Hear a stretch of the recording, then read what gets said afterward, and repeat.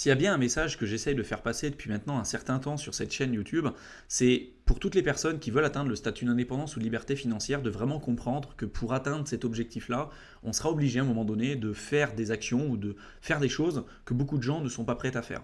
Pour obtenir des résultats que beaucoup de gens n'arrivent pas à atteindre, n'arrivent pas à avoir, il va falloir faire des choses que beaucoup de gens ne sont pas prêts à faire. N'ont pas le courage, n'ont pas l'ambition, n'ont pas la motivation, si tu veux, n'ont pas le temps, n'ont pas l'expertise, n'ont pas les compétences. On peut se trouver toutes les excuses qu'on veut. Simplement aujourd'hui, si tu fais les mêmes choses que tout le monde, tu auras les mêmes résultats que tout le monde. Et la réalité, c'est qu'aujourd'hui, le concept d'indépendance ou de liberté financière, c'est quelque chose qui s'est de plus en plus démocratisé et je pense que c'est dû au principal fait qu'aujourd'hui on a les réseaux sociaux qui se sont énormément ouverts. À l'époque de nos grands-parents, voire même de nos parents, c'était pas aussi présent.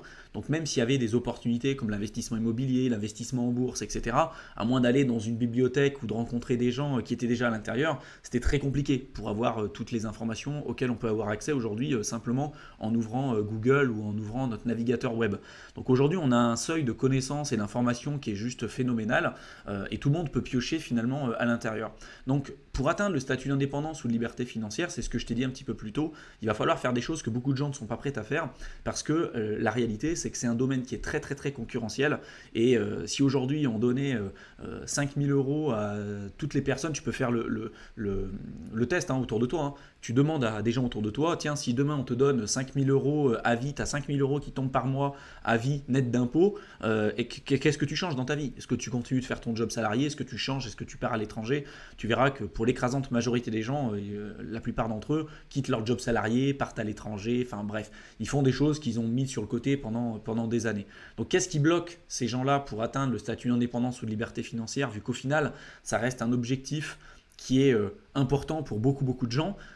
C'est simplement des personnes qui soit ne vont pas avoir les compétences, ne vont pas suffisamment se former, vont abandonner en cours de route, vont se trouver des fausses excuses, mais c'est également aussi un domaine qui est ultra concurrentiel. Donc c'est ce que je dis souvent sur mes vidéos sur YouTube, hein. C'est un peu, pour ceux qui sont anciens gamers, c'est du PVP, hein. C'est du player versus player, du joueur contre joueur.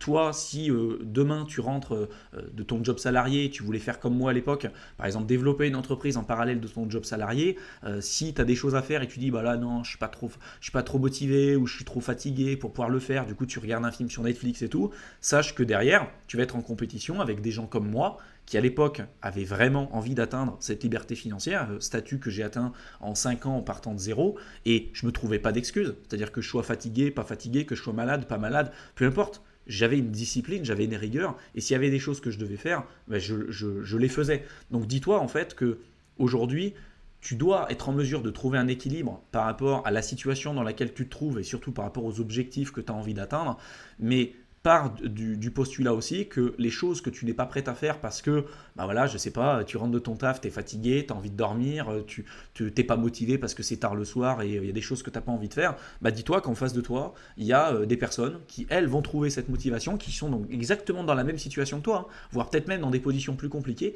mais qui, elles, ne vont pas se trouver d'excuses, qui elles vont se dire tiens ok je vais faire ça, je vais me bouger, je vais trouver une solution, c'est difficile mais je vais trouver une solution parce que à partir du moment où tu es responsable, où tu prends la responsabilité de ce qui t'arrive, bah tu vas beaucoup plus facilement prendre des décisions en adéquation avec tes objectifs et tu reprends le pouvoir. Quand tu es responsable, tu reprends le pouvoir.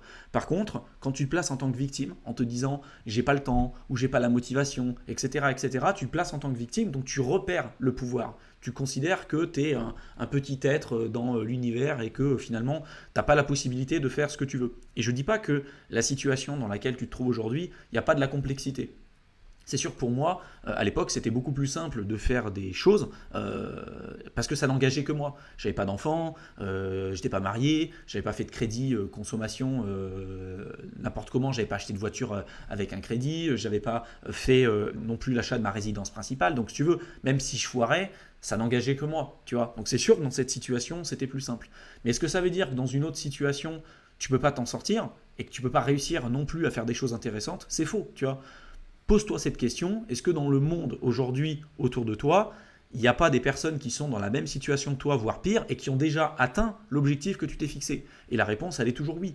Donc, les excuses, l'idée, c'est pas forcément de dire qu'elles sont soit fausses, soit vraies. Pour moi, elles sont ni l'une ni l'autre. Ça dépend de l'histoire qu'on a envie de se raconter. Et je pense qu'à la fin, il y aura la seule vérité qu'on va se raconter à nous et les seules actions qu'on aura permis de mettre en place. Parce que au final, le jugement, c'est toi qui le feras. Je veux dire, il y a tellement de personnes aujourd'hui qui se disent je veux atteindre le statut d'indépendance ou de liberté financière et je vais remettre la faute sur les autres, par exemple sur les politiques, sur la famille, sur peu importe. Et on peut avoir des bonnes raisons pour pouvoir faire ça. La réalité, c'est qu'il n'y a personne qui se lèvera un matin et qui te dira voilà monsieur, voilà madame, voilà votre liberté financière. Non, si déjà toi, tu ne crois pas en ton objectif, tu ne te bats pas pour ton objectif et tu n'es pas capable à faire les sacrifices et les efforts nécessaires pour y arriver, personne ne le fera pour toi. Donc après, tu peux te trouver toutes les excuses, et je ne dis pas que ce pas des excuses qui sont valables, d'accord. Tu peux avoir des excuses qui sont valables. Mais si, même avec ces excuses, tu te dis je ne mets pas les actions en place et puis c'est vraiment pas possible pour moi, bah ok, il n'y a pas de souci, c'est vraiment pas possible pour toi. Mais du coup, tu vas en accepter les conséquences. D'accord. Et à la fin, on sera juge dans notre vie. Hein. Moi, tu vois, les gens me disent des fois que je suis un peu fou de penser comme ça, mais je me suis souvent visionné moi, un peu sur mon lit de mort, tu vois, en me disant qu'est-ce que les gens penseraient de moi, ou en tout cas, qu'est-ce que je penserais de moi si je me voyais sur mon lit de mort comme ça, allongé. Quels seraient les regrets que j'aurais, je sais pas, à 80 ans, si j'avais pas fait tous ces sacrifices, etc. Et au final, le seul regret que j'aurais pu avoir, c'est de me dire, je ne me suis pas suffisamment donné pour atteindre mon objectif. Si je me suis donné et que j'ai pas réussi, parce qu'il y a aussi une possibilité qu'on ne réussisse pas, hein, mais j'aurais donné tous les efforts nécessaires pour pouvoir y arriver. Et c'est ça pour moi le plus important. C'est de te dire et d'être en accord avec toi-même, d'arrêter de te mentir. Tu peux, il y a des gens, tu vois, ils aiment bien mentir aux autres, d'accentuer le fait que c'est trop compliqué pour eux, voilà, parce qu'il faut se faire mousser, parce qu'on aime bien se placer en tant que victime, et c'est une position qui est confortable. Par contre, de se dire maintenant, de moi à moi-même, est-ce que vraiment j'ai donné tout ce que je pouvais? Est-ce que vraiment j'ai fait tous les efforts que je pouvais? Est-ce que vraiment aujourd'hui j'ai envie d'abandonner mon objectif et mon rêve? C'est ok, si c'est ce que tu veux faire, il n'y a pas de souci. Mais tu seras responsable du coup de cette décision. Ce ne sera pas la décision des autres. Et ça fait du mal à beaucoup de gens. Hein. C'est pour ça qu'il y a beaucoup de gens qui ont abandonné et qui se disent, pour eux, la seule manière de s'en sortir, c'est d'aller voter ou d'aller faire des manifestations dans la rue parce qu'ils pensent que les politiques vont les sortir un peu de leur position inconfortable, ou d'autres personnes qui vont typiquement blâmer les autres pour leur réussite parce qu'ils n'ont pas réussi, ils n'ont pas eu le courage, ils n'ont pas eu l'ambition, ils n'ont pas mis les choses en place pour réussir. Donc forcément, ceux qui réussissent, ça leur met face à leurs responsabilités et c'est hyper inconfortable de se dire, bah tiens, il y a un jeune qui a 30 ans, qui a atteint l'objectif que j'ai pu atteindre, que moi je souhaite atteindre depuis des années, ça fait 25 ans que j'essaye, j'y arrive pas. Forcément, lui, il a réussi en 5 ans, il a dû tricher ou forcément il ment et tout. C'est facile de se raconter ce genre d'histoire. Sauf qu'à un moment donné, encore une fois, hein, on reste responsable de ce qui nous arrive. Parce que moi, je pense qu'à partir du moment où on est responsable, on est capable de reprendre le pouvoir, on est capable de reprendre les choses en main et on peut être acteur d'un changement. Dès qu'on est victime, au final, on ne peut pas procéder à un seul changement, on reste passif parce qu'on a perdu ce pouvoir-là, ce pouvoir de décision, ce pouvoir de changement, ce pouvoir de pouvoir avancer, d'atteindre des objectifs spécifiques, etc., etc. Et part du principe qu'aujourd'hui, ce statut d'indépendance ou de liberté financière, il y a des millions et des millions de personnes autour du monde qui souhaitent l'atteindre. Alors certains ne vont pas y arriver, hein, beaucoup d'ailleurs ne vont pas y arriver, parce qu'ils vont abandonner en cours de route, parce qu'ils vont se démotiver, parce que on peut trouver toutes les raisons valables. Après, c'est toi réellement, qu'est-ce qui est différent chez toi qui peut te permettre de prétendre à atteindre cet objectif alors que beaucoup de gens souhaitent l'avoir, tu vois. Et pour moi, si je devais faire un recul et une analyse de ce qui m'a permis, je pense, d'atteindre cette liberté financière, beaucoup de gens vont te dire c'est la motivation, c'est la détermination, la rigueur, le travail acharné, des sacrifices que tu vas faire. Et ça, oui, on est d'accord. Mais tu as des gens qui font tout ça, qui font ça pendant des années et qui pour autant n'atteignent jamais leurs objectifs. C'est pas non plus, je pense, l'intelligence, parce que je pense clairement pas être plus intelligent que quelqu'un d'autre. Simplement, je pense que j'étais dans une situation à l'époque qui était tellement inconfortable pour moi que j'avais pas le choix. J'avais pas le choix de me dire, ok, il faut que je me bouge le cul, il faut que je mette des actions en place, et c'est ça qui va me permettre de réussir, parce que je n'accepte pas ma vie dans laquelle je me retrouve à l'heure actuelle. C'est trop inconfortable, et je préfère mieux, quitte à vivre une situation inconfortable, de me battre finalement pour mes objectifs, et pour le statut qui était cher vraiment pour moi, tu vois. Si par contre, toi, tu es dans une situation où tu te dis c'est pas aussi inconfortable que ça, c'est pas la panacée, hein, tu dis c'est pas ouf la situation dans laquelle je me retrouve aujourd'hui, mais il y a pire. Parce que tu regardes les réseaux sociaux, tu regardes ce qui se passe avec les guerres un petit peu à droite à gauche, tu vois des gens qui dorment dans la rue, tu te dis ouais, ça pourrait être pire. Mais en fait, en regardant ça, c'est toujours pire. Mais c'est pas ça qui va te pousser à progresser, tu vois. C'est pas ça qui va te dire oui, tu peux toujours te contenter de ce que tu as parce que au final, il y a toujours quelqu'un qui va être dans une situation pire que toi. Il y a des gens qui sont dans une situation meilleure que la tienne aussi. Et moi, c'est ça qui me motive, c'est de me dire au final, je suis pas prêt d'accepter ça pour les 50, 60, 70 prochaines années de ma vie.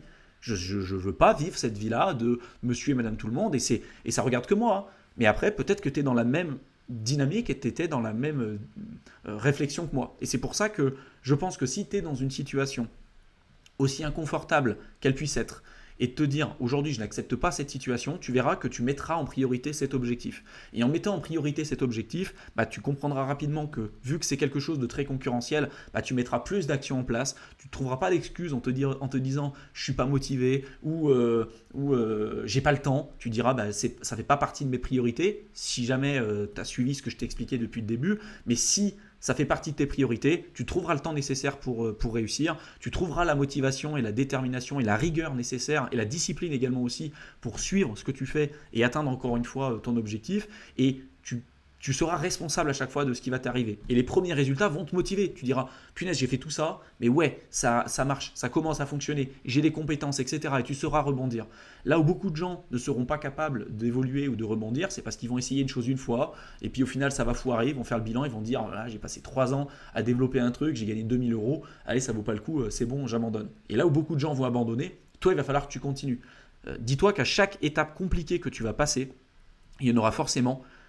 Dis-toi combien de personnes sont passées à travers cette étape et combien ont abandonné. Et la plupart du temps, c'est énorme.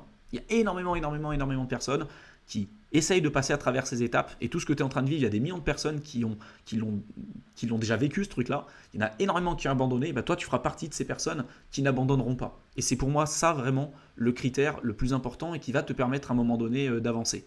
Et quand je te parle d'indépendance et de liberté financière, en te disant que c'est un domaine qui est très très très concurrentiel, c'est la réalité, c'est-à-dire qu'il y a beaucoup de gens qui ont des rêves, mais la réalité c'est que beaucoup de ces personnes-là ne mettront jamais les actions en place pour y arriver. En tout cas, ils s'inventeront des histoires et ils ne les atteindront pas parce qu'ils ne seront pas capables de suivre cet objectif sur la durée. Et quand je te parle de compétition, c'est que oui, théoriquement, il y a beaucoup de gens qui veulent atteindre le statut d'indépendance ou de liberté financière, mais dans la réalité, je pense que cette compétition, elle est nettement plus basse parce que beaucoup de gens n'ont pas, on va dire, les compétences, l'expertise et surtout n'ont pas la possibilité, n'ont pas la faculté de se focaliser sur quelque chose d'important sur une durée suffisamment longue. Parce qu'aujourd'hui, il y a plein d'études qui démontrent avec la sortie de TikTok, des YouTube Shorts et de tout ce qui essaye de nous accaparer notre attention, hein, le divertissement sur les réseaux sociaux, Netflix, tu veux commander une saloperie à bouffer, ça en quelques heures, en quelques minutes, tu peux te le faire livrer chez toi. Tout est tout est instantané. Tu peux te faire livrer presque tout en instantané chez toi. Et donc en fait, ça, c'est ce qui réduit au maximum cette marge d'effort pour avoir un maximum de dopamine. Et la plupart des gens, en fait, sont shotés à la dopamine et à la gratification instantanée. Et donc, c'est ce qui empêche beaucoup de ces personnes-là à se concentrer plus de 15 minutes sur une tâche spécifique. Donc, au final, je te dis que oui, le statut d'indépendance ou liberté financière, c'est quelque chose de très concurrentiel. La réalité, c'est que tu n'as pas besoin d'être le plus intelligent du monde, tu n'as pas besoin d'avoir le plus gros capital du monde. Le fait d'être conscient de ça, de te faire aussi une dopamine détox, hein, d'arrêter de regarder des conneries sur TikTok, d'arrêter de regarder des saloperies sur les réseaux sociaux et te concentrer vraiment sur ce qui est important et de faire ça sur une durée suffisamment longue, ça va te donner un avantage concurrentiel énorme là où beaucoup de gens vont échouer parce que, encore une fois, on va retomber dans les mêmes travers qu'auparavant. Donc c'est vraiment super important de prendre ça en compte et dis-toi, la prochaine fois que tu es dans une situation où tu te dis tiens, je suis fatigué, j'ai envie de dormir, ou c'est compliqué, etc., dis-toi que si là tu arrêtes, il y a des gens qui vont continuer à ce moment-là. Et sans doute que ça pourra te motiver et tu verras qu'à partir du moment où tu commenceras à obtenir tes premiers résultats, tu verras que tu auras envie d'en avoir des seconds et ça va être un peu une course après à ça. Tu dis tiens, j'ai réussi un premier truc, je suis fier de moi et je continue, je vais avoir la deuxième étape et la troisième et la quatrième et la cinquième et si ça marche pas, je vais rebondir, etc., etc. Et le fait de devoir avancer, ça va énormément te motiver et tu verras qu'autour de toi aussi, il y a des gens que ça va motiver et que ça va faire en sorte de les pousser aussi dans le même objectif que toi. Et peut-être que tu pourras rencontrer des gens avec qui tu feras des équipes, avec qui vous pourrez aller beaucoup plus loin pour atteindre le statut d'indépendance ou liberté financière. Donc j'espère que cette vidéo t'aura plu, qu'elle t'aura intéressé, qu'elle t'aura été utile. Si tu veux aller plus loin sur cette thématique, sur l'indépendance et la liberté financière, je t'ai préparé un programme de formation offert de plusieurs heures que tu peux rejoindre simplement en cliquant dans le lien que je t'aurai mis dans la description de la vidéo. Donc tu as simplement à cliquer dessus, tu rentres ton adresse mail et tu verras, je t'enverrai le contenu directement dans ta boîte de réception. Je te souhaite une excellente fin de journée et je te retrouve dans une prochaine vidéo. À bientôt.